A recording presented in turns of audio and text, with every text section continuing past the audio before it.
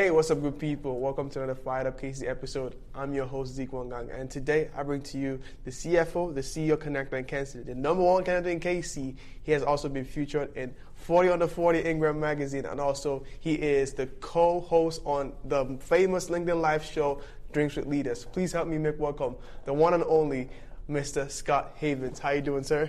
What's going on? Zeke? How you doing? Cheers, Drinks with Leaders. Cheers, let's go. There you go. This one is, I would like to drink some wine. Today, we're just going to have some fun, because I know you like to have fun. You've had me on your show. No fun. You had me on your show twice, and whenever I come on, you make me feel excited to come on the show. But anyways, for those who don't know who Scott Haven is, give me a brief bio of who you are and how you got to where you are today.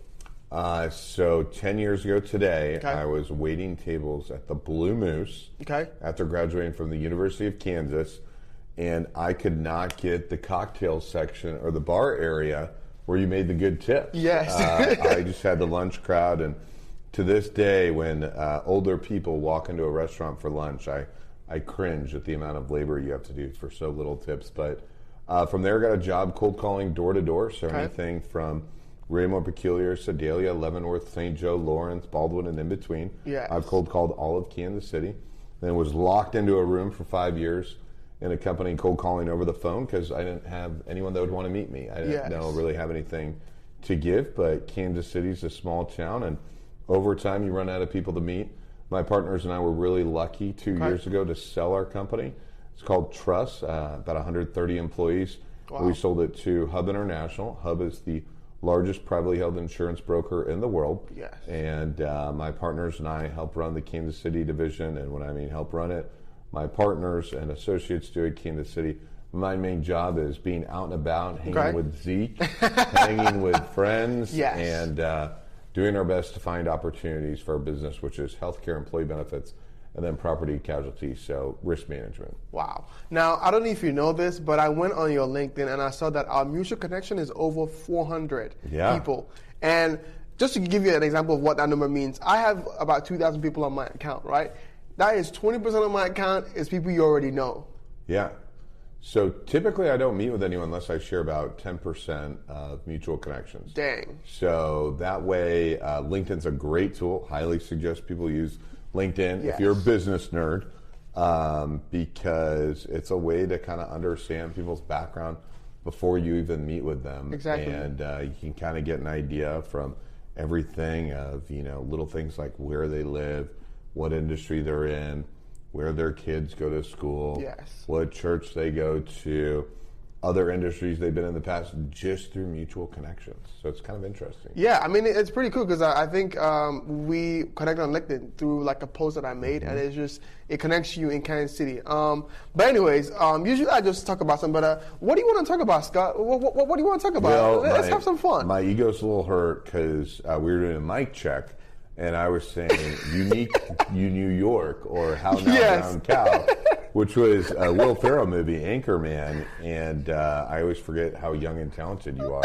and how successful you've been at such a young age that I'm referencing something that you were in elementary school on. Yeah. So that was really the top of mind right now. So give us just a little bit of background. You say you've pretty much got everyone in Kansas City. So Kansas City has 2.1 million people. Okay. It's the 32nd largest metropolitan in the country. Yes. And we have 71,000 companies.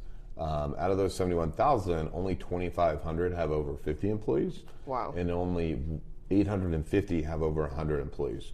So a really spread out and diverse city in terms of the size of companies. So we're never going to be too high. We're never going to be too low. Yes. Kansas City, really spreads it out. So I run 11 peer groups, sit on 6 boards, and then I do 2 shows like yourself. And because I have a business partner, her name's Melissa Oliva. Okay. And she works with our clients 7 days a week, 365 days out of the year. And when our clients come to me for a question, I don't know anything about insurance. So unfortunately, I can't answer it.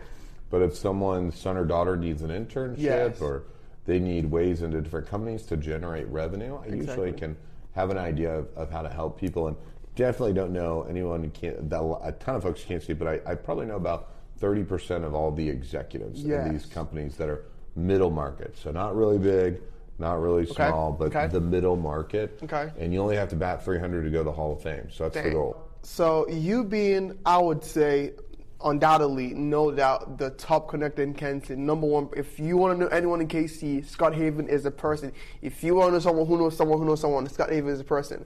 What would you say is the key for you being able to become this, guru in networking? What was the key for you? Well, I don't know about that, but I just paid Zeke a lot of money to say that. So no, this is just 100%. Yeah. No, I think empathy. Yes. Life in networking. When you don't, do you know the best way to make money? To already have it.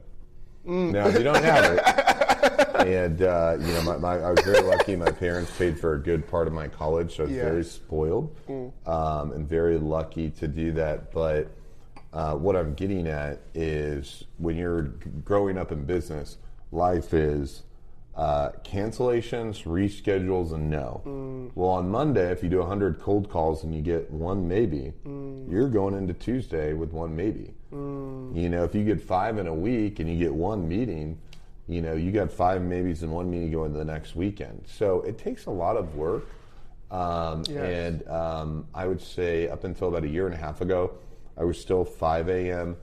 and then I have a 1 and a 3-year-old, so I pick up my kids and then work at night. But I don't do it. I do most all my work during the day now. But for about 8-9 years, it was 5 a.m. to 9 p.m. and then I try to knock out 2 to 3 coffees on Saturday and Sunday just to kind of fit everything in. But if you don't know anyone, you have to go out and meet people. And a lot of people get confused with the golden triangle of Brookside, Prairie Village, and the Plaza, where a lot of historic wealth resides along that corridor. But in our metropolitan, I always say there's over 67 different pockets. So just because you know one of them doesn't mean you know a lot of people. True. It's never ending on how you do that. But once you meet people in all the different pockets, they all start intertwining and interconnecting, and it gets easier. Wow. Now, because when you talk about empathy, I want you to touch more on this. I think you told me this a while ago, but it's being able to make someone feel important, like saying things about the person, not just about yourself. Like whenever you are either emailing someone or trying to connect with someone, make sure the focus is on the person. Give a little more insight on that. Well, what is everyone's favorite word in the world? Me. Zeke. That's right. And what's everyone's favorite topic? Themselves. And what makes people feel superior is them giving advice. So I am clicking on all cylinders right now with you. You're speaking my love language. Because you're letting me talk about myself. But there's a guy named Brad Douglas. He is the CEO of Heartland Credit Union. So there's 37 credit union leagues throughout the country. He is the CEO of Kansas and Missouri, which is over 291 credit unions. And to this day, he's the only person that has ever asked me questions before I was allowed to ask him. So the purpose is I've probably done 6,000-7,000 meetings like this, and people will let you ask them questions about themselves. Wow. So if you spend 58 minutes talking to someone, asking them all about them, and then you say, how can I help you? They're going to go, oh my gosh, I just spent 58 minutes talking about myself. Exactly. Zeke, how can I help you?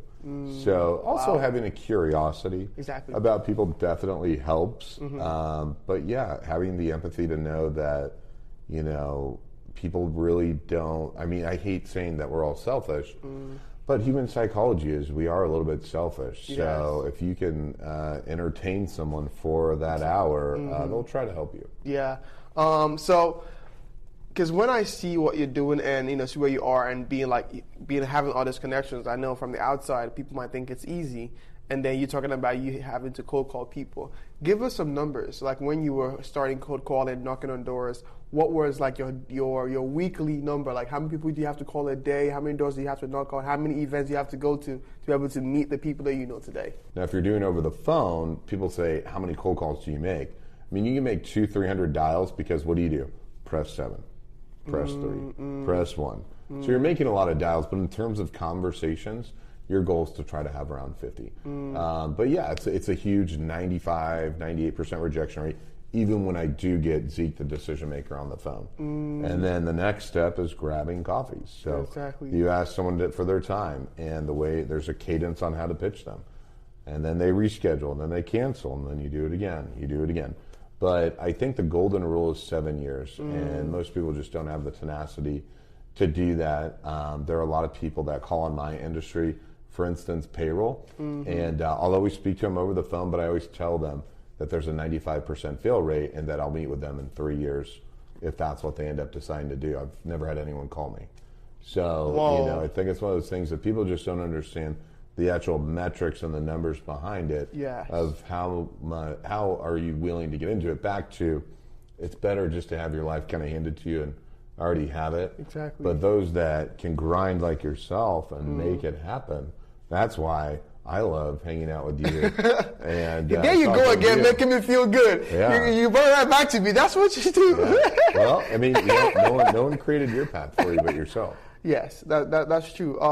And this is one reason why I like to chat with you, because each time I chat with you, you always, no matter what you say, you always bring it back to the person you're talking with, which is a key, I think, is very important in networking, right? You want to focus on the person, right?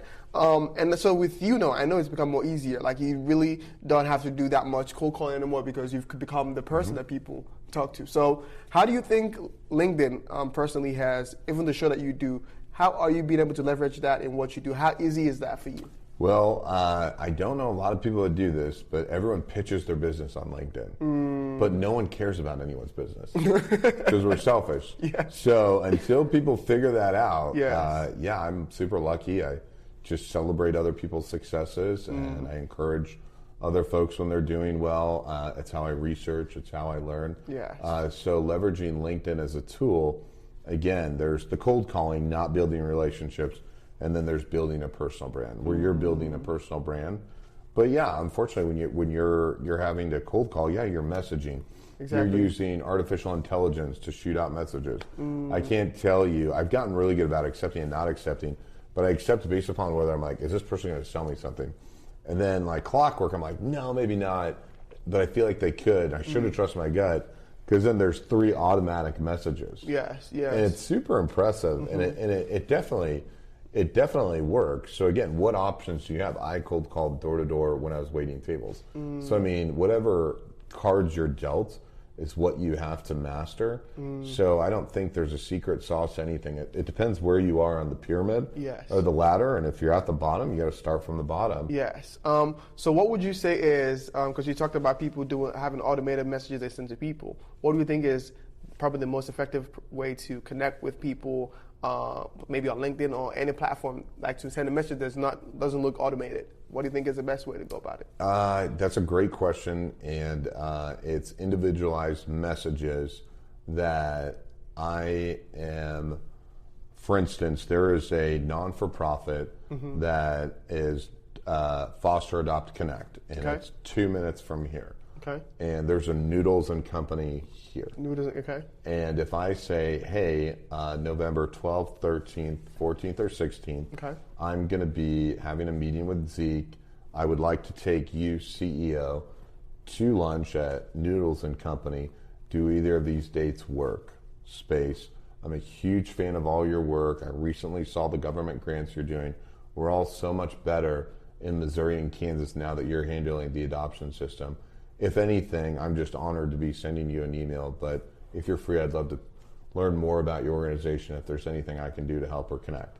And so nothing in the email says anything about what I do, but I know Pam, the CEO, is going to potentially be interested and give it a look. Because I reference dates, I reference the geography, I reference something recently that they did. So there's no secret sauce in terms of just time. And so that time should be spent before 8 in the morning and after 5 o'clock in the afternoon. Because why? That's when you're cold calling. So before and after is your prep time to do those messages. So if anyone's ever sending messages out for business development, it should never be during work hours. That's when you're that's when you're live jousting. That's when you're hitting the bag. Exactly. But before and after, that's when you're sending your emails. Dang! Wow. I mean, I'm taking that, put it in my pocket. I'm going to use that. So let's play a game of how many times you failed. So I'm going to give you an example. How much time you got? Yeah. So I remember one time, I think it was on Instagram. I was messaging up a bunch of people about I was interning for this company, and I was trying to message them to like get them on the be able to be part of like a partner with us, and I mistakenly put the same name on another person's message. Oh, so that's part of the game. If you're not doing that once a day, are you really working that much? So I was like, oh snap, and they were like. They really reacted really badly. So I'm Scott. So people will say Steve. What is Zeke? What do people throw out as Zeke? It's. I think I got one. How do they mess it up? I think I got one. I think it's wait. I think it's N. I think it was N. Nick. It was one. I've got a Nick. I've got an Nick could make sense with an IK. Yeah, because they put Nick and then they change always change the Z, and sometimes they do ZEKE. So it's always a gamble. Yeah, an E or an N, that makes sense. Yeah, but so it's funny, Dan, I was saying it literally, hey Dan, doing talk to text, being a great driver, by the way, it's not a good idea. But yeah, no, I just did it on the way here, and then I had to go back to her. I was like, did I say that right? I did. But in general, that's just part of the game. Yes. And if people are upset about that, it is what it is. But if it's a big one-time email, read it 4 times. So if it's you've spent a lot of time, they're great. Yes. Yeah, you got to do it. But yeah, if not, just file through it. People will tell you, no, make sure you always do it right. But those are people that probably have the luxury of having things handed to them. They're not going out and creating it on your own. If you're doing 100 in a day, you're gonna mess up. Yeah. So I mean, that's good to know. Because I was like, man. Hopefully, they weren't the person that were gonna say yes, but statistically, they weren't. So you can't. Yeah, it's not a bad deal. Yes. So tell us a story of like one time you failed at something that actually opened the door for something that was better for you. Oh, that's every meeting you have. So I think one thing that you were going to touch on is Gen Z glorifies entrepreneurialism. And they talk about failure, which is fine, but how many times do you fail? And there's really not a secret science behind it no matter what you do. If you get yourself a ton of at-bats, I mean, you're going to have success and failure. And then from there, you reanalyze what worked, what didn't. Okay, let me focus on what works. Yes. Do it again 100 times. Exactly. Fail again. Do it again. I'll never forget cold calling every single assisted living and nursing home in the state of Kansas because they changed a workers' comp law. And I thought I solved world peace. Guess how many, the percentage, like whether 50%, 10%, 90%, what percentage of senior living is owned by someone that lives in Kansas? 10%? Like 25%. 25%. So everyone I was calling didn't even, they were part of the conglomerate that didn't even live here. Wow. I'm sure it's a lot worse now. Wow. So Hayes, Kansas, Colby, Kansas, I've cold called every senior nursing home. And that was only 3 weeks. That was 3 weeks. Because, you get every list, you call them. Most don't answer, call them again, call them again, call them again, and then you have a color code system of red, no. Yes. Green, maybe. Blue, got a meeting, stuff like that. So I think people have to actually take the analysis of what failure is and not just say, man, I reached out for a month and got rejected a bunch. I mean, it's years of rejection. But every failure is a learning opportunity to what happens next. Now, I will say a lot of people that rejected me and that rescheduled on me and didn't treat me well, it's circled back and they needed me to help them get a job. And so people that were just genuinely busy and that were, just push it off or ghosted me, I always help. People that were mean to me, I've kept from them getting that job. So it does come back and bite you because someone could be on a board or could be good friends with the owner that says, hey, don't hire Frank. He's not that nice of a guy. Why is that? Well, back in 2004, this is how he treated me. Wow. So be nice. That's it. Just be a genuine human being. People remember it, but everyone builds their own queendoms and kingdoms. Yes. And that's 90% of small business, which Kansas City is small business. So if you work for someone that, everyone laughs at their jokes and what they say matters. That's normal. Having a great culture with a bunch of great leaders that listen, that's actually unique. Wow. I mean, I'm just taking this all in. I'm just taking it all in. So let's talk about Drinks and Leaders. How did you connect with Aaron? Tell us, sir, how did you actually meet Aaron, and how do you guys connect? Because I think you guys have a great chemistry. So Aaron emailed me and said, Top Gun Kansas City is too white. It looks like a fraternity and sorority. And I was like, it's probably true. And so we went to First Watch, and we ate potatoes and bacon and eggs. Okay. And she was prepping for her wedding, so I don't know why we remember that. But Aaron and I have the same love language that you and I have, which is hard work. And so no one outworks Aaron. She's persistent. She has a huge level of empathy. She just is such a delight as a partner to work with, and no one's given her everything. I mean, she's made everything that's ever happened. So that was how we met, and we've been buddies. But how we ended up doing the show is the pandemic with COVID. So the Business Journal named her the top online networker, and I don't know why the Business Journal named me the top in-person networker. Yeah, you are the top in-person networker. I don't know about that, but then we just combined shows, and for fun, we were doing it, and then Bank of Blue Valley came and wanted to sponsor it.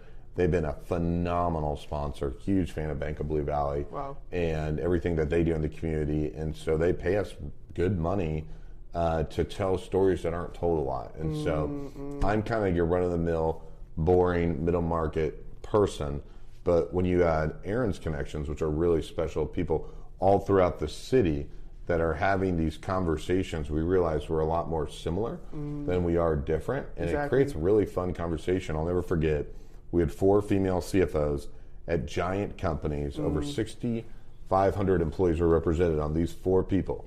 And the show was boring. And then the next show kind of suffered from it. So we've learned that if we have really cool, fun people like Zeke on the show, then you spice it up and you ask questions that other people may not, or you give answers other people may not, but you don't feel like you turned on the news and everyone gave the politically correct answer. Yes. I mean, the show's been great. I mean, whenever I watch, I'm like, it's fun. And whenever you come on, you do the thing, you do it. That's what you're famous for. But yeah. So I heard you mention about Top Gun KC. So is it more diverse now? When she said that, how is that going now? So for 5 years, so the first meeting we ever had, our speaker, John Venwall, looked us in the eye and said, this group stinks. It's only as good as the women you have in the group. So we were always super intentional on having women in the group.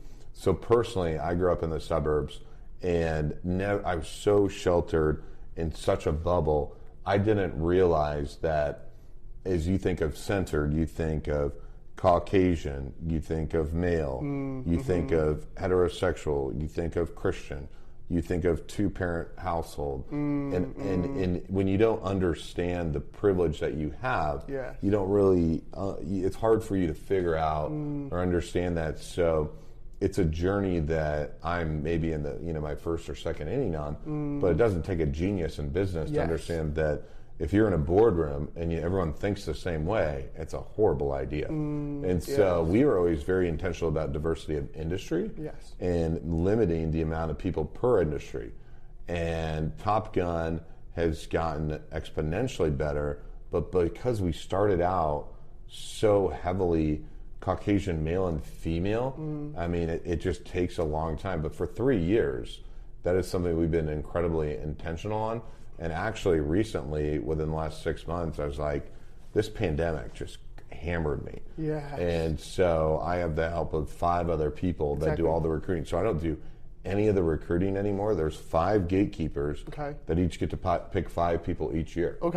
So it's one of those where everyone that did Top Gun, I interviewed myself. But, if you're trying to make the group the best it can be, and we're going to have the great fortune of the media outlets that write about us, even though we're private, my wife and I fund everything. But if we're going to allow that attention to be shined on us, we need to make sure that we're stewards of that in lifting other people up all throughout the metro, no matter what anyone's background is. But the answer is absolutely. Yes. But like anything, it's complicated. And I mean, I know KC is, and I think this is a good segue. But it's like KC has all this division happening even since way back. But I think maybe now it's getting better. But on that same note, like, when it comes to, because I always talk about this thing on the show all the time, when it comes to like the choose redlining and how that affects like everyone's livelihood. And I think there's also a choose redlining when it comes to the business community in Kansas City. With you, have you seen that on, how do you think that is going? Is it improving when it comes to diversity in the business community? So in the business community, so the answer is yes. But yes. When you think about society, 7.9 out of 10 people live paycheck to paycheck. And over 60% of the country has a household income of $54,000. Yes. So there's a segment there, and then you have the business community. The business community listens to the markets. Well, if I'm trying to hire Gen Z, the number one priority is diversity and inclusion, and it's been that way, and I feel that way personally. And so if you are not continuing to be intentional about what you do, you're falling behind. So it'd be great to say people looked upon themselves and said, hey, I want to do this. Yes. But it's both. It's good business, it's the right thing to do, and it's how we all succeed together. Yes. So the answer is yes, but my wife and I, we pick friends based upon empathy. You know, if they feel that life is the way it is, and they don't have a breadth of understanding of others, even at a simplistic metric. And that's how I do business. I mean, if someone wants to talk to me about that, the topic of how do we bring people together, but they haven't done it themselves, I try to avoid it, and I potentially may not want to work with them. But yeah, people are trying to lift people up and grow their businesses. I mean, it's fun. Yeah, I mean, because I feel like this is the fact. When there's a company is diverse, it's way better because there's different mindsets from different places coming together to have different perspective of things, you know. And I think, especially 2020, kind of had this explosion of like with George Floyd and everything happened, and kind of opened people's eyes like, oh, this is still happening, because we were like, oh, it's been okay. But because I think that's the importance of it, which is why, you know, I think even when you're talking about like the part of living, where it's just not the business community, like it has to be able to get people more diverse and not just be divisive. So I would say this, right? In Kansas City alone, I know that when you start going towards west side, it becomes like more white families that live on that side. Do you think there's a change happening in that, or do you think it's not happening yet? I think from a business perspective it is. From a residential standpoint, I think we have a really long way to go. Yes. And so I am not in real estate.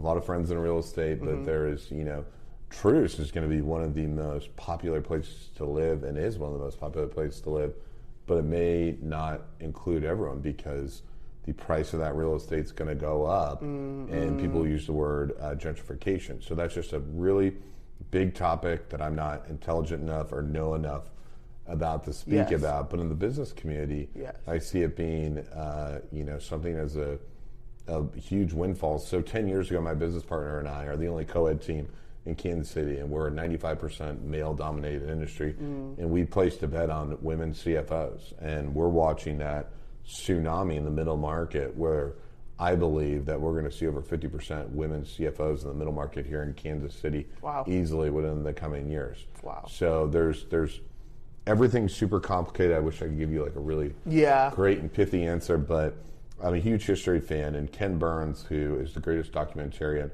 of history in the country, talks about, you know, Adam and Eve's original sin. Well, America's original sin is race. Yes. And so, you know, it's something that it's so complicated to even unbundle, and I think it's different between generations. The way that you think or I think may not be the way that everyone else thinks. So how do we have empathy for how other people think, but yet how do we try to push things forward as much as possible and open more doors, basically? It's incredibly hard. But I mean, if you're not focused on it, there's just a gigantic mistake people are making, because it's an exciting time to be getting as many different people around the table as possible to grow.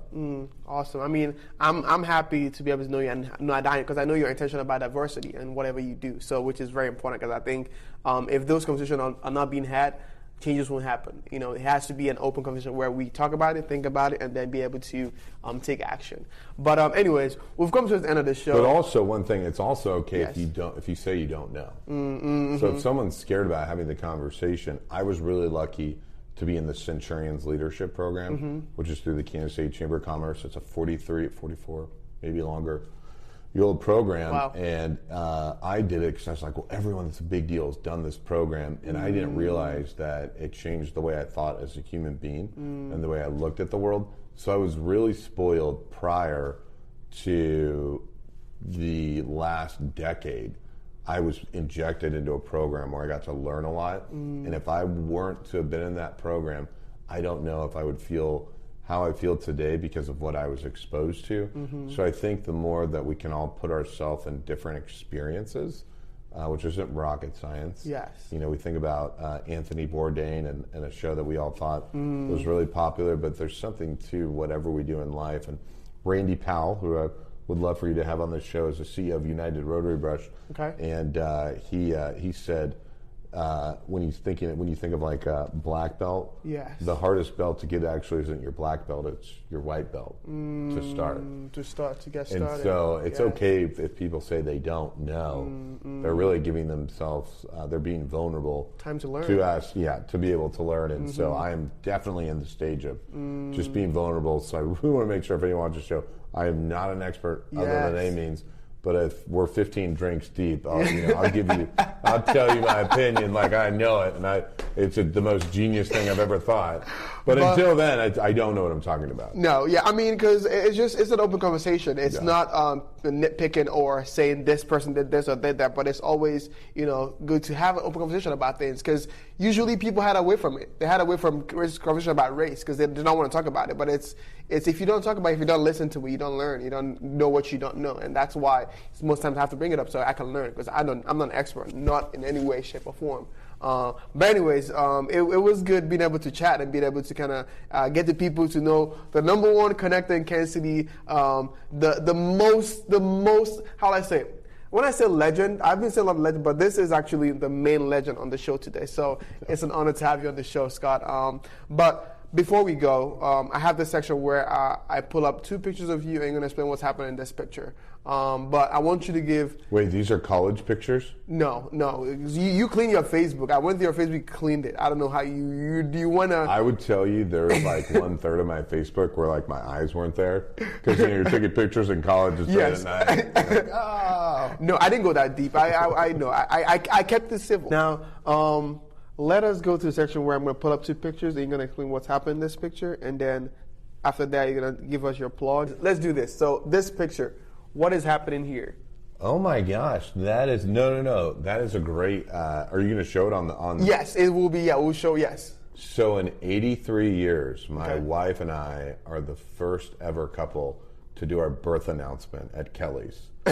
So wow. we're huge Kelly's Westport fans. Okay. Last picture. What is happening here? Okay, that's my father, Jeff. Okay. That's my little brother, Brett. And that's my older brother, Matt. Oh, wow. Okay. And we're at the University of Kansas at the Hawk.